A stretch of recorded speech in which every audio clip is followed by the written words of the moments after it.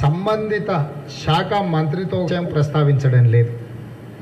రెండవది మీరు రాసుకున్న ఒకరు వివేకానంద గారు కేటీఆర్ తరఫున బుకాయించాలనే ప్రయత్నం చేస్తున్నారు. నా దగ్గర స్పష్టంగా మీ ఒప్పంద పత్రం మొత్తం ఉంది, అందులోకి వెళ్ళి నేను సింప్లిఫై చేసి మీకు ఈ డాక్యుమెంట్ రిలీజ్ చేసిన.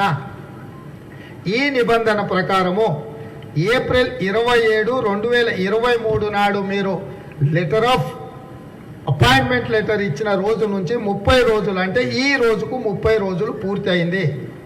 30 రోజులు పూర్తి అయినప్పుడు 25% అంటే దాదాపుగా 25% తీసుకుంటే 7,300 కోట్లల్లా 18,900 కోట్ల రూపాయలు ప్రభుత్వానికి ఈ రోజుకు చెల్లించాలి. ఐఆర్బి డెవలపర్స్ ఒక్క రూపాయి కూడా చెల్లించలేదు. కాబట్టి ఈ టెండర్ షెడ్యూల్ ప్రకారము, ఈ ఒప్పంద ప్రకారము ఒప్పందాలను నియమ నిబంధనలు ఉల్లంఘించిన విషయాన్ని కప్పుపుచ్చి తప్పుడు సమాచారాన్ని ప్రజలకు చెప్పే ప్రయత్నం చేస్తుంది ప్రభుత్వము. అయిన దానికి కాని దానికి చిన్న చిన్న వాటికి నిన్నమన్న అమెరికాలో ఒక తాడు బొంగరం లేని సంస్థ ఎవరితోనో కేటీఆర్ ఫోటో దిగి చెత్తేరుకొని ప్లాస్టిక్ తయారు చేసే సంస్థకు 205 కోట్లు పెట్టుబడులు వచ్చినాయని పెద్ద పెద్ద ఫోటోలు తీసుకొని పెట్టాడు. దాని వివరాలు మళ్ళీ చెప్తా. చెత్తేరుకునేటు ఆ చెత్త ప్లాస్టిక్ను కన్వర్ట్ చేసి పెట్టడానికి చెత్తేరుకునే అర్హత కూడా లేదు. దాని వివరాలు మళ్ళీ చెప్తా. కేటీఆర్ ఫోటోలు దిగినోడు వాడెవడు, వాళ్ళ సోషల్ మీడియాలో ఏం పని చేస్తాడు, వానికే సూటు తొడిగి బూట్లు తొడిగి ఏం మాటలు చెప్తున్నాడు, వాడు ఈడ ఎంత గాలిగాడు, ఈ గాలిగానికి సుడి గాలిగాడు కలిసి ఏం చేస్తున్నారు అనేది ఆ వివరాలు మళ్ళీ చెప్తా. ఇప్పుడు ఇంత పెద్ద ఒప్పందం జరిగి 25% నిధులు చెల్లించి దాదాపుగా 18,900 కోట్ల రూపాయలు చెల్లించాల్సిన సంస్థ రూపాయి చెల్లించకపోతే ఆ సంస్థను రద్దు చేసి టెండర్ను రద్దు చేయమని మేమంటే బుకాయిస్తున్నారు. అట్లాంటి నిబంధననే లేదంటారు. నీ కన్సెషన్ అగ్రిమెంట్లో ఇది ఉంది. ఒకవేళ నువ్వు ఈ నిబంధనను మార్చినవా, ఈ నిబంధనను మారిస్తే మార్చిన నిబంధన ఏందో బయటపెట్టు. ఢిల్లీ లిక్కర్ స్కామ్ ఏంది? మొదట కఠినమైన నిబంధనలతో టెండర్లు పిలిచిండ్రు, తర్వాత ప్రభుత్వాన్ని సౌత్ గ్రూపు ప్రసన్నం చేసుకొని నిబంధనలు సడలించి టెండర్కి అర్హత పొంది ఆ తర్వాత షాపులు తీసుకొని లిక్కర్ అమ్మిండ్రు. ఈ అంత వ్యవహారానికి 100 కోట్ల రూపాయల లంచం ఇచ్చిరని. ఢిల్లీ లిక్కర్ స్కామ్ ఇంతే కదా. అక్కడ మొదట ఉన్న లిక్కర్ టెండర్లో నిబంధనలు కఠినంగా ఉన్నాయి. సౌత్ గ్రూప్ ఇన్వాల్వ్ అయిపోయి, టీఆర్ఎస్ నాయకులు ఇన్వాల్వ్ అయిపోయి కల్వకుంట్ల కవిత గారు కూర్చొని కేజ్రీవాల్ గారితో మాట్లాడి ఆ టెండర్ నిబంధనలు అన్నిటిని కూడా చాలా సరళీకృతం చేసి వీళ్ళకి అనుకూలంగా మార్చుకొని ఆ టెండర్లో ఢిల్లీలో లిక్కర్ షాపులు తీసుకొని లిక్కర్ వ్యాపారం చేసి 100 కోట్ల రూపాయల లంచం కేజ్రీవాల్కి ఇచ్చిండ్రనే దాని మీద ఈరోజు సిబిఐ, ఈడీ, ఇన్కమ్ ట్యాక్స్ 3 డిపార్ట్మెంట్లు దాడులు చేస్తున్నాయి, విచారణ చేస్తున్నాయి. చాలా మందిని అరెస్ట్ చేసి లోపల పెట్టినరు. ఏది 100 కోట్ల రూపాయల లంచం ఇచ్చిన దానికి సంబంధించే ఇవాళ 1,00,000 కోట్ల రూపాయల ఔటర్ రింగ్ రోడ్ ఆస్తిని 7,388 కోట్ల రూపాయలకు అమ్ముకొని ఇందులో స్పష్టంగా టెండర్ వచ్చిన 30 రోజుల లోపల 25% నిధులు కట్టాలనే నిబంధనలు నేను ఇక్కడ చూపిస్తున్నా. ఒకవేళ ప్రభుత్వం ఈ నిబంధనల తర్వాత నిబంధనలు ఏమైనా మార్చిందా, ఈ నిబంధనలే అమలు ఉంటే ఈ రోజుకి 25% నిధులు కట్టాలి. ఒకవేళ ఈ నిబంధనలు మీరు ఏమన్నా మార్చిండ్రా, ఢిల్లీ లిక్కర్ స్కామ్ లాగానే ఇది కూడా పెద్ద స్కామ్ గూడుపుటాని. కాబట్టి ఈరోజు బీజేపీ వాళ్ళు ఇంత బ్లేటెంట్గా తప్పులు జరుగుతుంటే ఢిల్లీ లిక్కర్ స్కామ్ లాంటి అది ఒక చిన్నది, ఇది దానికంటే 1000 అంతలు పెద్దది. ఇంత పెద్ద స్కాము తెలంగాణలో జరుగుతుంటే కిషన్ రెడ్డి, బండి సంజయ్ గారు ఎందుకు వాళ్ళు బయటకు వస్తలేరు, మాట్లాడతలేరు, విచారణకు ఆదేశిస్తలేరు? ఈడీ, ఇన్కమ్ ట్యాక్స్, సిబిఐ దాడులు ఎందుకు జరుగుతలేవు? ఇది స్పష్టంగా దారి దోపిడీ దొంగతనానికి రాష్ట్ర ప్రభుత్వం పాల్పడి ఐఆర్బి డెవలపర్స్ అనే పూణే కంపెనీకి తెగనమ్మేసిండ్రు. ఈ తెగనమ్మిన దాంట్లో చంద్రశేఖర్ రావు, తారక రామారావు, సోమేష్ కుమార్, అరవింద్ కుమార్ ఉన్నారని మేము స్పష్టమైన ఆరోపణ చేసినాం. మేమే కాదు, భారతీయ జనతా పార్టీకి సంబంధించిన ఎమ్మెల్యే రఘునందన్ రావు గారు కూడా ఇదే ఆరోపణ చేస్తున్నాడు. కిషన్ రెడ్డి గారు కూడా ఒకరోజు ప్రెస్ మీట్ పెట్టి 2 లక్షల కోట్ల రూపాయల కుంభకోణం జరిగింది అన్నాడు. ఒక కేంద్ర క్యాబినెట్ మినిస్టర్ అయిన కిషన్ రెడ్డి గారు 2 లక్షల కోట్ల రూపాయల ప్రజాధనాన్ని ఒక కుటుంబం దోపిడీకి పాల్పడితే విచారణకు ఆదేశించమని ఎందుకు బండి సంజయ్ గారు, కిషన్ రెడ్డి గారు లేఖలు రాస్తలేరు? ఇలా నేను చెప్పింది అదే, రఘునందన్ రావు చెప్పింది అదే. మరి కేంద్రంలో అధికారంలో ఉన్న వాళ్ళు ఢిల్లీలో 100 కోట్లు లంచం ఇచ్చిందని కేసులు కట్టినామంటుండ్రు. ఇవాళ 1 లక్ష కోట్ల దోపిడీకి పాల్పడితే మీరు ఎందుకు కేసు చేస్తలేరు? లంచం ఇచ్చిన టీఆర్ఎస్ నాయకులను మేము పట్టుకున్నామంటారు, మంచిది, సంతోషం. లంచం ఇచ్చినందుకు పట్టుకున్నారు, బాగానే ఉంది. కానీ 1 లక్ష కోట్లు లంచం తీసుకొని ఔటర్ రింగ్ రోడ్డుని 1 లక్ష కోట్ల రూపాయల విలువైన ఆస్తిని కొల్లగొడుతున్న కల్వకుంట్ల కుటుంబం మీద మీరు ఎందుకు విచారణకు ఆదేశిస్తలేరని నేను అడుగుతున్నా. దీని వెనకాల ఉన్న గూడు పుటాని ఏంది అని చెప్పి బీజేపీ వాళ్ళని అడుగుతున్నా. అదేవిధంగా బీఆర్ఎస్ నాయకులను అరవింద్ కుమార్ను స్పష్టంగా నేను అడుగుతున్నా. నేను ఇవాళ నీ కన్సెషన్ అగ్రిమెంట్ డాక్యుమెంట్ నేను బయట పెట్టినా, ఇది కాదనే ధైర్యం నీకున్నదా? ఇందులో ఉన్న 20వ పేజీలో ఉన్న నిబంధన నేను చదివి వినిపించిన ఆ నిబంధన ప్రకారము టెండర్ అర్హత సాధించిన సంస్థ 30 రోజుల్లోగా 25% నిధులు చెల్లించాలి. ఈరోజు ఐఆర్పి డెవలపర్స్ ఈ రోజుకు 30 రోజులు అయిపోయింది, 25% నిధులు చెల్లించినరా లేదా? చెల్లించకపోతే వాళ్ళ ఈఎండిని జప్తు చేసి టెండర్ను రద్దు చేయాల్సిన బాధ్యత నీ మీద ఉన్నది. నువ్వు రద్దు చేస్తావా లేదా? లేదు, ఈ నిబంధనను ఏమైనా నువ్వు తర్వాత ఏమైనా మార్చినవా? మారుస్తే ఏం మార్చినవు? మార్చిన నిబంధన ఏంది? ఒకవేళ మార్చుంటే దీని కారణం ఏంది? ఆ సంస్థ నిన్ను ప్రసన్నం చేసుకున్నది, మీ మంత్రిని ప్రసన్నం చేసుకున్నదా? ఒకవేళ నిబంధనలు ఇవాళ టెండర్ వచ్చిన సంస్థ కోసం మీరు మారుస్తే ఢిల్లీ లిక్కర్ స్కామ్ లాంటి స్కామే కదా ఇది. ఢిల్లీలో మీరు ఈడీ, ఇన్కమ్ ట్యాక్స్, సిబిఐ దాడులు చేసి అరెస్టులు చేసినామని చెప్పిన బీజేపీ నాయకులను నేను అడుగుతున్నా, తెలంగాణ ఔటర్ రింగ్ రోడ్డు దారి దోపిడీ దొంగతనం మీద మీరెందుకు విచారణకు ఆదేశిస్తలేరు? మీ సొంత ఎమ్మెల్యే కూడా రఘునందన్ రావు గారు ఫిర్యాదు చేసిండు నిన్న సిబిఐకి. దీన్ని బండి సంజయ్ గారు, కిషన్ రెడ్డి గారు ఈ ఫిర్యాదును నమ్ముతున్నారా, నమ్ముతలేరా? ఒకవేళ నమ్మితే కిషన్ రెడ్డి గారు ఎందుకు విచారణ సంస్థలకు ఆదేశాలు ఇస్తలేడు? దీని వెనకాల ఉన్న ఆలోచన ఏందో తెలంగాణ సమాజం చెయ్యాలి అని చెప్పి నేను చేస్తున్నా. నేను చేసిన ఆరోపణకు, రేవంత్ రెడ్డి చేసిన ఆరోపణ తప్పు అని చెప్పి నిన్న టీఆర్ఎస్ నాయకులు ఏదైతే మాట్లాడుతున్నారో,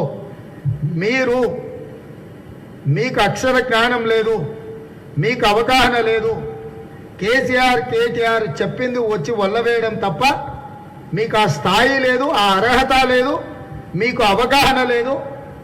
మీరు అనవసరమైన పెద్ద పెద్ద విషయాలలో మాట్లాడి మీరు కూడా ఇరుక్కోకండి అని చెప్పి ఆ 2 శాసనసభ్యులకు నేను సూచన చేస్తున్నా. నేను ఇప్పుడు డిమాండ్ చేస్తున్న దీని మీద కేటీఆర్ స్పందించాలి సంబంధిత శాఖ మంత్రిగా. లేదా కేటీఆర్ స్పందించడానికి తీరిక లేదు, విదేశాలలో ఇక్కడ సంపాదించిన డబ్బులను పెట్టుబడులు పెట్టడానికి విదేశీ పర్యటనలలో ఒకవేళ ఆయన బిజీగా ఉంటే అరవింద్ కుమార్ బయటకు వచ్చి మాట్లాడాలి. లోపల కూర్చొని ఏదేదో పత్రికలకు నోట్స్ రిలీజ్ చేయడం కాదు. నేను ఈ కాగితం రిలీజ్ చేసిన 135 పేజీల కన్సెషన్ అగ్రిమెంట్ ఇవాళ నేను రిలీజ్ చేస్తున్నా. ఈ కన్సెషన్ అగ్రిమెంట్ మీదా కాదా? ఇందులో మీరు మార్పులు చేర్పులు చేస్తే ఎవరు అడిగితే చేసిండ్రు, ఎవరి కోసం చేసిండ్రు, ఎప్పుడు చేసిండ్రు, చేసిన మార్పులు చేర్పులు ఏంటో కూడా తెలంగాణ సమాజానికి చెప్పాల్సిందిగా డిమాండ్ చేస్తున్నా. ఇక రెండవది, ఆంధ్రజ్యోతి పేపర్లో మీరు చూసి ఉండొచ్చు, బీజేపీకి 3వ స్థానమే ఈ పత్రిక. ఇక్కడ కమలం బొమ్మ, ఇక్కడ కారు బొమ్మ, బీజేపీకి 3వ స్థానమే అని చెప్పి ఫ్రంట్ పేజీలో రాసి లోపల పేజీలో కూడా పెద్ద ఎత్తున వార్త రాసిరు.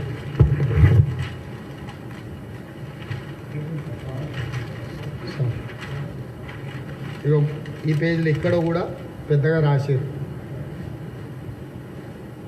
ఇది ఏ ప్రతిపక్షాలు లేకపోతే బీజేపీ అంటే పడని పక్షాలు చేసిన ఆరోపణ కాదు.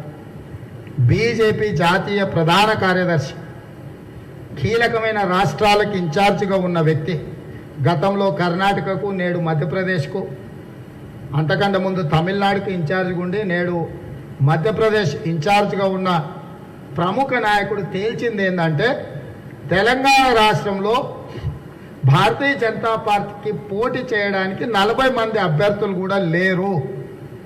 బండి సంజయ్ చేత కాదు పార్టీని నడిపించడము. కాబట్టి ఎన్నికల బరిలో మేము లేము. మాకు పోటీ చేయడానికి 40 మంది ఉంటే మేము గెలిచేదేంటి. కాబట్టి మేము అధికారంలోకి రాము. మేము అధికారంలోకి రాకపోయినా కాంగ్రెస్ను మాత్రం రానియము. మా మొట్టమొదటి ఎజెండా కాంగ్రెస్ను గెలవకుండా అడ్డుకోవడమే.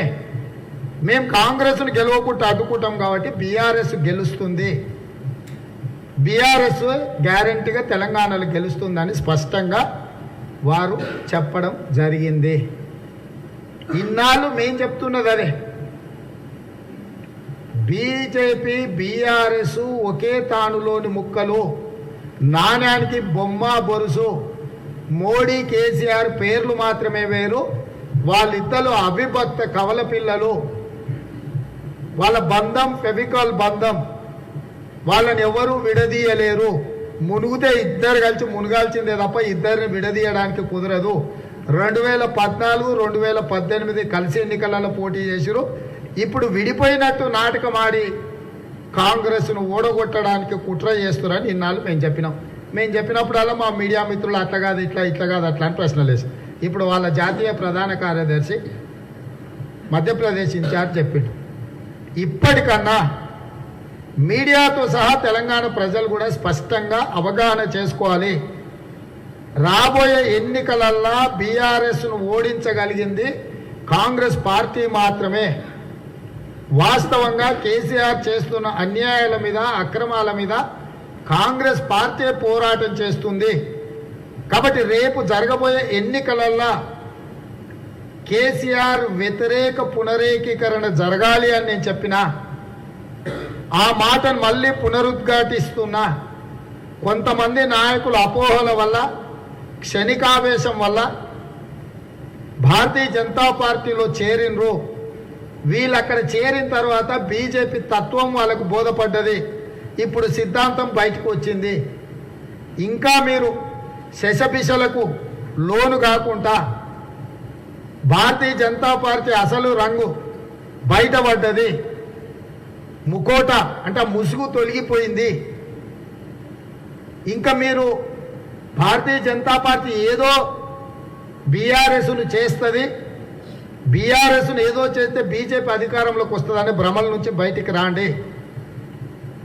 పార్టీలుగా కర్ణాటకలో కాంగ్రెస్ గెలిచిన తర్వాత స్పష్టంగా కాంగ్రెస్ పార్టీ అనుకూలమైన పవనాలు తెలంగాణ రాష్ట్రంలో వీస్తున్నాయి. కర్ణాటక ఫలితాలే తెలంగాణలో రాబోతున్నాయి. ఈ సంగతిని మొట్టమొదట భారతీయ జనతా పార్టీ గమనించింది. భారతీయ జనతా పార్టీకి సహకరిద్దాం అనుకున్న చంద్రశేఖరరావుకు ఈ విషయం బోధపడ్డది. ఎందుకంటే కర్ణాటకలో బీజేపీని గెలిపించడానికి మోడీ, జేడీఎస్ని గెలిపించడానికి కేసీఆర్ ఇద్దరు ప్రయత్నం చేసినారు. వీళ్ళిద్దరు ఆలోచన హంగు తీసుకురావాలి.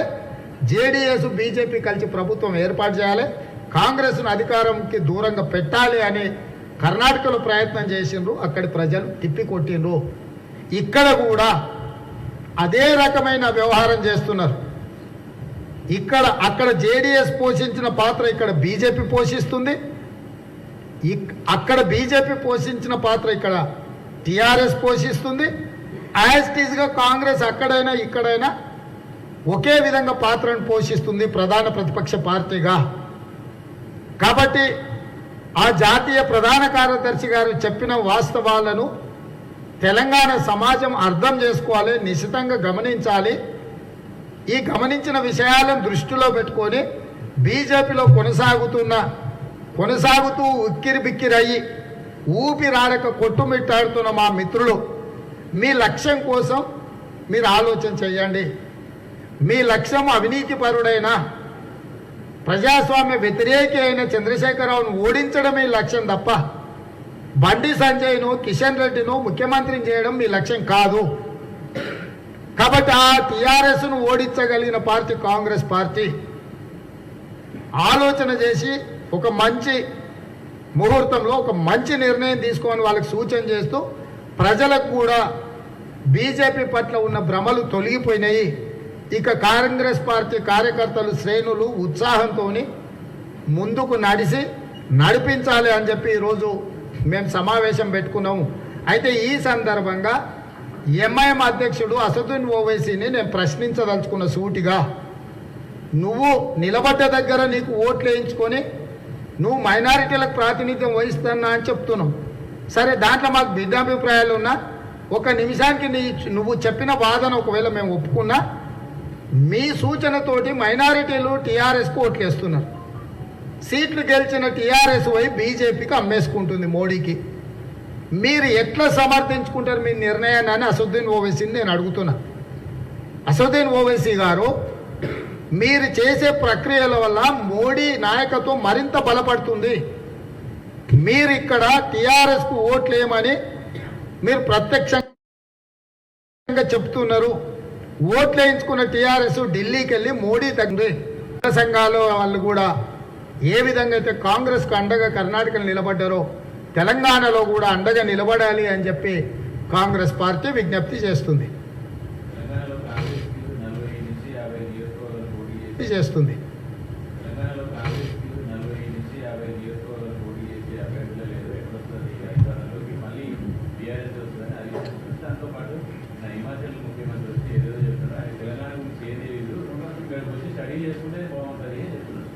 నేను అనేది అదే, అవగాహన ఉన్నోళ్లకు పిలిచి బుద్ధిమానికి సర్ది కడతారంట, బొడ్రాయి కాడ భోంచేసి మళ్ళీ ఇంటికి వచ్చి బోర్లో వండుకున్నాడంట. కేసీఆర్కు హరీష్ రావుకు తెలంగాణ ప్రజలు సర్ది కట్టి తోలేరు. ఇంత ఏదైనా పనిచేసి తెలంగాణను బాగు చేస్తారేమో. 9 ఏళ్ళు అయింది, ఏం చేసిరు? పాలమూరు రంగారెడ్డి ఎత్తిపోతలు పూర్తి చేసిర్రా? లేకపోతే కాళేశ్వరంలో జరిగిన అవినీతిని కాలిపోయిన మోటార్లను ఏమైనా కాలకుట్ట ఆపినరా? కరోనాలో చచ్చిపోయిన వాళ్ళని ఏమైనా ఆదుకునరా? దళితులకు 3 ఎకరాల భూమి ఏమైనా ఇచ్చిండ్రా? డబుల్ బెడ్రూమ్ ఇల్లు ఏమైనా కట్టించిండ్రా? 2 లక్షల ప్రభుత్వ ఉద్యోగ ఖాళీలు ఉన్నాయి. స్పష్టంగా మీరు నియమించిన బిస్వాల్ కమిటీ ఇచ్చిన నివేదికలో ఉంది. ఉద్యోగ నియామకాలు చేసిండ్రా? 10వ తరగతి ప్రశ్నాపత్రాలు వాట్సాప్లలో సర్క్యులేట్ కాకుండా ఏమైనా ఆపినరా?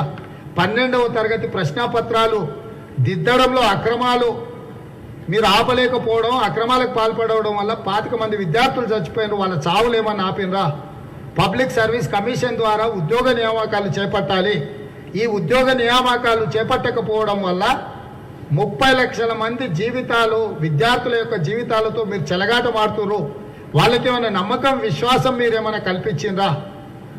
ఏ రకంగా మీరు మీ పాలనను సమర్థించుకుంటారు? ఆర్థిక మంత్రి గారు, మీ మామ స్వాతిముత్యము, నువ్వు ఆనిముత్యం అని మీరిద్దరు ఒకరికొకరు సర్టిఫికెట్లు ఇచ్చుకోవడం కాదు. ప్రజల దగ్గరికి రాండి భద్రత లేకుండా. మీరు అద్భుతమైన ఫలితాలను సాధించి ఉంటే, పోలీసు భద్రత లేకుండా హరీష్, కేటీఆర్ ఇద్దరు ఉస్మానియా యూనివర్సిటీ, కాకతీయ యూనివర్సిటీలకు వచ్చి అక్కడ విద్యార్థులతోని అక్కడ ఉండే చాయ్ బండి దగ్గర చిట్చాట్ చేయమని నేను అడుగుతున్నా. వాళ్ళ ఆలోచన, ఆవేదన లేదు, వాళ్ళు సంతోషంగా ఉన్నారా? అశోక్ నగర్ బ్రిడ్జ్ మీద కోచింగ్ సెంటర్ల దగ్గర తిరిగే విద్యార్థుల దగ్గరకైనా, చిక్కడపల్లి సెంట్రల్ లైబ్రరీ దగ్గరకైనా మీరు రాండి. పోలీసు భద్రత లేకుండా విద్యార్థులను కలవండి. నిరుద్యోగ యువకులతో కాసేపు చర్చించండి. బామార్దులు ఇద్దరు వచ్చి మీరు ఎట్లొచ్చారో అట్లా మీరు ఇంటికి పోయారంటే మీరు చెప్పిందే నిజం. మళ్ళీ మిమ్మల్ని పరామర్శించడానికి ఉస్మానియాకు, గాంధీ హాస్పిటల్కు మేము రావాల్సి వచ్చినామంటే తెలంగాణలో ఉన్న పరిస్థితులు మీకు వాస్తవం కళ్ళగట్టినట్టుగా అర్థమైంది. నేను అనేది అదే, అన్నీ వాళ్ళు చెప్పిందే నిజం అనుకొని ఉస్మానియా యూనివర్సిటీ ఆర్ట్స్ కాలేజ్ ముందర 1 గంట ఆడ ఉండే పచ్చిక బయళ్ళలో కూర్చొని మాట్లాడమనుంది, చెప్పమనుంది. ప్రభుత్వమే తెలంగాణ పబ్లిక్ సర్వీస్ కమిషన్ ఆన్లైన్లో నమోదు చేసుకోమని చెప్పింది. పట్టభద్రులో ఆ పైన చదువుకున్న వాళ్ళు నమోదు చేసుకుంటే 30 లక్షల మంది నిరుద్యోగ యువకులు నమోదు చేసుకోరు. దీన్ని ప్రభుత్వం కాదనగలదా? ఒకవేళ నిరుద్యోగమే లేకపోతే మీరిచ్చిన గ్రూప్ 1 పరీక్షల నుంచి ఇతర పరీక్షలకు వచ్చిన దరఖాస్తులు ఎన్ని? అందులో మీరు ఇచ్చిన ఉద్యోగాలని అదన్న బయట పెట్టుండ్రి. పోనీ బిస్వాల్ కమిటీ ఇచ్చిన నివేదిక ప్రకారము 1,91,738 ఖాళీలు ఉన్నాయని చెప్పి మీరు నియమించిన ఐఏఎస్ ఆఫీసర్ ఇచ్చిన నివేదిక. ఆ నివేదికను కూడా మీరు కాదంటున్నారా? మీరు ఏ విషయం కాదంటున్నారు? శాసనసభలోనే 2014 మొట్టమొదటి శాసనసభ సమావేశాలలో మేము చిన్నారెడ్డి గారు, సంపత్ కుమార్ గారు, మేము అందరం తెలంగాణ రాష్ట్రం వచ్చింది కదా, ఎన్ని ప్రభుత్వ ఉద్యోగ ఖాళీలు ఉన్నాయి అని అడిగితే ముఖ్యమంత్రి గారు స్వయంగా చెప్పారు 1,07,000 చిల్లర ఉద్యోగాలు ఖాళీలు ఉన్నాయి, ఇంకొక 40,000-50,000 ఖాళీలు ఏర్పడబోతున్నాయి, మొత్తం సంవత్సరం తిరిగే లోపల 1,50,000 ఉద్యోగ ఖాళీలు భర్తీ చేస్తామని ముఖ్యమంత్రి శాసనసభలో చెప్పిండు. ఈ 9 ఏళ్లలో మీరు భర్తీ చేసింది గంటా చక్రపాణి గారు చైర్మన్గా రిటైర్ అవుతూ గవర్నర్ గారికి ఇచ్చిన నివేదిక 37,000 ఉద్యోగ ఖాళీలు భర్తీ చేసినామని ఆయన ఒక నివేదిక ఇచ్చిండు. ప్రభుత్వ లెక్కల ప్రకారము ప్రతి నెల 1,000 మంది ప్రభుత్వ ఉద్యోగస్తులకు పదవీ విరమణ చేస్తున్నారు ఆన్ అండ్ యావరేజ్. ఇప్పటికీ 100 నెలలైంది ప్రభుత్వం వచ్చి, 100 కూడా కాదు 120, అంటే 115 నెలలైంది. 5 ఏళ్ళు అంటే 60 నెలలు. ఫస్ట్ దాంట్లో ఒక 5 నెలలు తగ్గిద్దాం అంటే 55 నెలలు. ఇప్పుడు ఇంకొక 5 నెలలు బాకీ ఉంది, ఇది ఒక 55 నెలలు, మొత్తం 110 నెలలు అయింది. 110 నెలలలో యావరేజ్గా నెలకు 1000 మంది అంటే 1,10,000 మంది ప్రభుత్వ ఉద్యోగస్తులు పదవీ విరమణ చేసిండ్రు.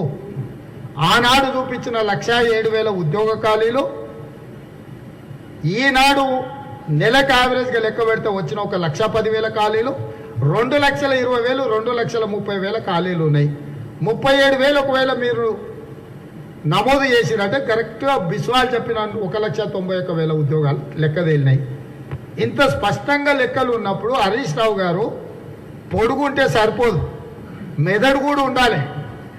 అది మోకాళ్ళలోనో అరికాళ్ళలోనో ఉందనుకొని ఏది పడితే అది మాట్లాడతామంటే ఇక ఏం చెప్తాము?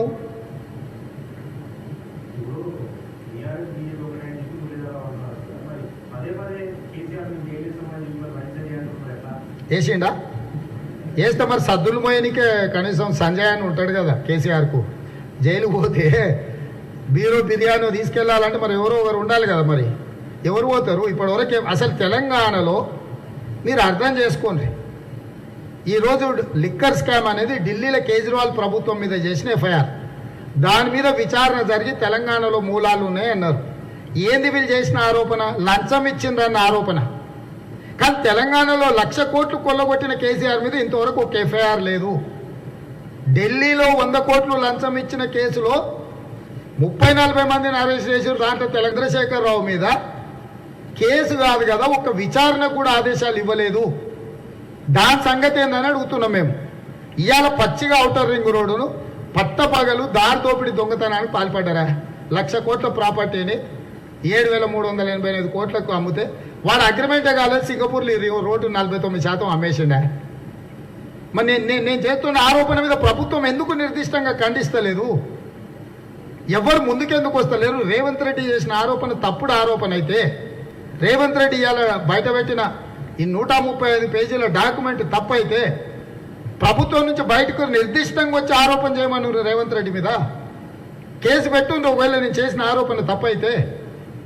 ఎందుకు సమాచార హక్కు చట్టం కింద నేను అడిగితే సమాచారం ఇవ్వకుండా అధికారులు పారిపోతున్నారు?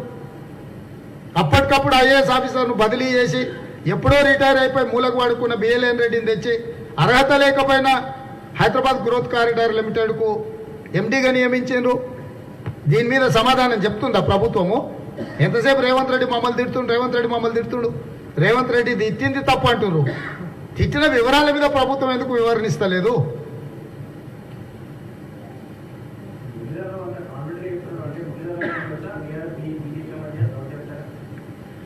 మురళీధర్ రావు ఉన్నాడా, హరీష్ రావు ఉన్నాడా, విద్యాసాగర్ రావు ఉన్నాడా, ఇంకే రావు ఉన్నాడో, ప్రతిమా శ్రీనివాసరావు ఉన్నాడా, బోయినపల్లి వినోదరావు ఉన్నాడా?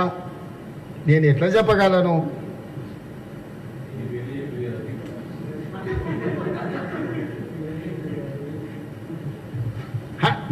మీరు కూడా ఇంత స్పష్టంగా వస్తే ఏ టీవీ కూడా ఒక స్కోలింగ్ అని వేస్తుందేమని చూస్తున్నాను. ఎవరు స్కోలింగ్ ఎత్తలేరు. మీరు కూడా భయంగానే వ్యవహారం చేస్తున్నారు. నేనా మీరా? ప్రజలా వాళ్ళ? నేనా? నువ్వు వేస్తే నాకు వస్తుంది రాజు. ఇప్పటికే నువ్వు ఇంత చెప్పిన ఏమన్నా వేస్తేవా లేదా? ఖచ్చితంగా ఇప్పుడు కోర్టులు హాలిడే. ఇప్పుడు అన్ని రకాలుగా ప్రజలకు చెప్తున్నాం. దాని తర్వాత ఇప్పుడు హాలిడే కోర్టులు ఇవన్నీ పిటిషన్స్ పిఐఎల్స్ తీసుకో. సమ్మర్ హాలిడే కోర్టు ఎమర్జెన్సీ ఉన్న కేసులను మాత్రమే తీసుకుంటారు. పిఐఎల్స్కి కోర్టు తీసుకోదు. డెఫినెట్గా అన్ని సంస్థలకు, విచారణ సంస్థలకు ఫిర్యాదు చేస్తాము. ఆల్రెడీ మా లీగల్ డిపార్ట్మెంట్ దీన్ని మొత్తం వెట్టింగ్ చేస్తుండ్రు. అంత ఆషమాషిగా చెప్పడం లేదు. ప్రతిసారి ఈ డాక్యుమెంట్స్ తెచ్చి పెడుతున్నామంటే మేము ఎంత కీన్గా దీని మీద ఉన్నాము, దీన్ని ప్రజాధనాన్ని ఆపాలని ఎంత ప్రయత్నం చేస్తున్నామో మీరు అర్థం చేసుకోండి. తప్పకుండా దీన్ని అన్ని రకాలుగా ఫైట్ చేస్తాం. పొలిటికల్లీ, లీగల్లీ అన్ని రకాలుగా ప్రయత్నం చేస్తాము. దీంతో బట్టబయలు కావాలి బీజేపీ బీఆర్ఎస్ మధ్యలో ఉన్న ప్రొటెక్షన్ మనీ ఒప్పందం ఏదైతుందో.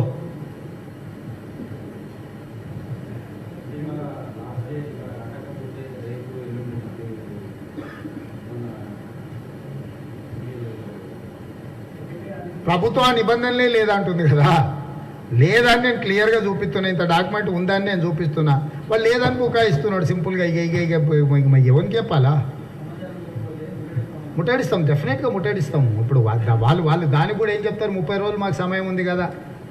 30 రోజులు ఆడ తీసుకొచ్చి పెడతారు. ఇప్పుడు ఆర్టీఐ కింద నేను ఇప్పుడే పోయి అడావిడి చేసిన అనుకో, ఆ కాగితం తీసిపోయి ఈ డేట్ నాడు అప్లై చేసిండు, 30 రోజుల సమయం అంటే ఈ లోపల మేము సమాచారం అంతా క్రోడీకరించి ఇస్తామని అంటారు. అదొక సొట్టు చూపిస్తారు కదా వాళ్ళు. వాళ్ళు ఎవరికి ఇస్తలేరా? వాళ్ళు ఎవరికి ఇవ్వకపోయినా నేను తెచ్చుకున్నా. వాళ్ళు ఎవరికి ఇస్తే ఆన్లైన్లు ఉంటే ఇంకా నువ్వే చదివి నువ్వే రాయొచ్చు కదా కార్తీక్. వాళ్ళు ఎవరికి ఇస్తలేరు.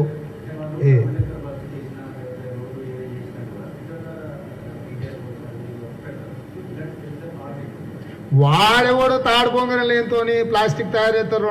205 కోట్ల రూపాయల పెట్టుబడి వచ్చిందని ఇంత పెద్ద తాటికాయని తీసిరు. నేను నమస్తే తెలంగాణ పేపర్ తెచ్చుడు మార్చిపోయినా. ఫుల్ పేజీ రాసిరా తిట్టుకుంటా.